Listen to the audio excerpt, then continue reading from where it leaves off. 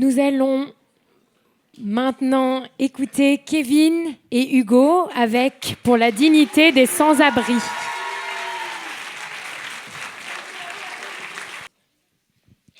Pour la dignité des sans-abri.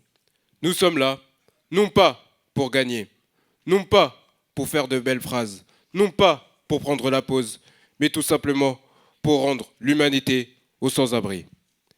Hugo et moi allons vous parler de la rue. Oui, la vraie rue, la vraie, pas celle des manifestants, mais celle qui révolte tout autant. Pas celle des narcotrafiquants, mais celle qui tue tout autant. Celle des errants, des mourants, pour la dignité des sans-abri. Mesdames et messieurs, la rue Tue, Je répète, la rue tue. L'année dernière, 624 personnes ont perdu la vie parce qu'elles étaient sans abri. Elles entassent sous les ponts, les parkings, les halls, les squares, les arrêts de bus, les gares, même au stade Bollaert. 624 cadavres, presque chaque année. Un décompte macabre. Stable depuis quelques années, horriblement stable. D'année en année, la rue Tue. L'espérance de vie est d'en moyenne de 49 ans, alors que pour un Français abrité, elle est de 82 ans. La rue Tue. Elle a emporté 5 enfants de moins de 9 ans l'an dernier. La rue Tue. Elle a fauché 4 jeunes de moins de 19 ans l'an dernier. La rue Tue. Elle a abattu 2 personnes âgées de plus de 80 ans l'an dernier. La rue Tue. La rue tuera encore, de nouveau, toujours, assidûment, tant qu'il en aura. À l'instar de 2022, 38 000 personnes expulsées de leur logement Manu Militari. Connaissez-vous vraiment les sans-abri? Ceux que vous appelez clochards, clopinards, trimards ou encore soulards? Non, j'imagine. Parce que plein de morgues, vous détournez le regard quand vous les voyez. Vous les détestez, vous les méprisez, vous les ignorez.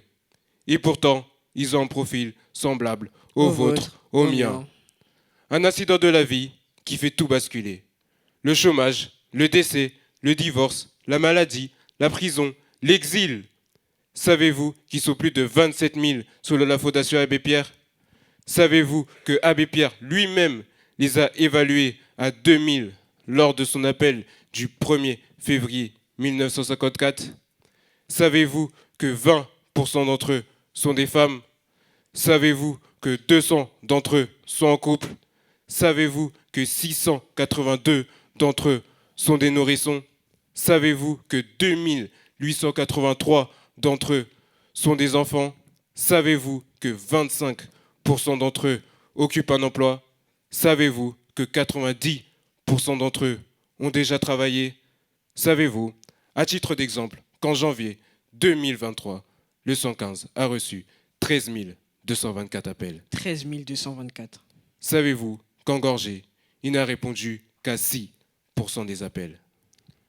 Où est passé le Tony président Macron qui affirmait le 27 juillet 2017 qu'il n'y aurait plus de sans-abri en 2018? Où est-il? Où est jeté l'article 25-1 de la Déclaration universelle des droits de l'homme qui dispose que toute personne a droit à un niveau de vie suffisant pour assurer son bien-être, sa santé et celui de sa famille, notamment pour le logement? Où est cachée la loi Dallot du 5 mars 2007 sur le droit au logement opposable? Où est l'honneur du 7e pays le plus riche du monde face à ces 3 millions de logements vacants? La France a de quoi loger au moins 10 fois le nombre de sans-domicile fixe actuel, qui est de 300 000. La France a de quoi loger au moins 100 fois le nombre de sans-abri actuels. Qu'on ne me parle pas d'argent, surtout qu'on ne me parle pas de temps, parce que tout est disponible. Il ne suffit que de le rendre accessible. La morsure du froid n'attend pas. Les fracas de la pluie ne relèvent pas. Les brûlures du soleil ne cicatrisent pas. Mes amis, au secours! Au secours! Mes amis, au secours! Au secours! C'étaient les 4 mots de la mort du cri de l'abbé Pierre sur les antennes radio Luxembourg. Indignez-vous, mes amis, ayez un sursaut de bonté, et que jamais le poème de Primo Levi, survivant de la Shoah, ne vous quitte. Vous, Il a bien dit vous. qui viviez en toute quiétude. Vous, qui trouvez, le soir, en rentrant chez vous, la table mise et des visages amis. Considérez si c'est un homme que celui qui peine dans la boue. qui ne connaît pas de repos, qui se bat pour un quignon de pain, qui meurt pour un oui ou pour un non. Considérez si c'est une femme que celle qui a perdu son nom et ses cheveux. Et jusqu'à la force de se souvenir, les yeux vides et le sang froid, comme une grenouille en hiver. N'oubliez pas que cela fut. Non, n'oubliez pas. Gravez ces mots dans votre cœur. Pensez-y chez vous, en vous couchant, en vous levant. Ou que Louvre s'écroule, ou que la maladie vous accable, ou que vos enfants se détournent de vous.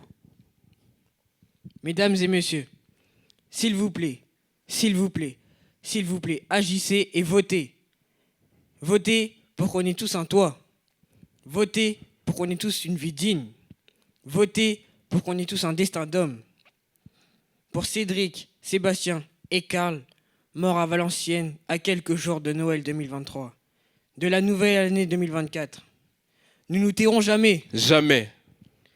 Pour tous les autres anonymes de la rue, en Hauts-de-France et ailleurs en France, nous la fermerons jamais. Jamais. En votre mémoire éternelle, nous ferons tout pour qu'on ne vous oublie pas. Pour rendre l'humanité aux sans-abri et pour que vous soyez nos égaux. Vive la France des justes, vive la République débarrassée de toutes ces injustices. Merci. Merci de nous avoir écoutés.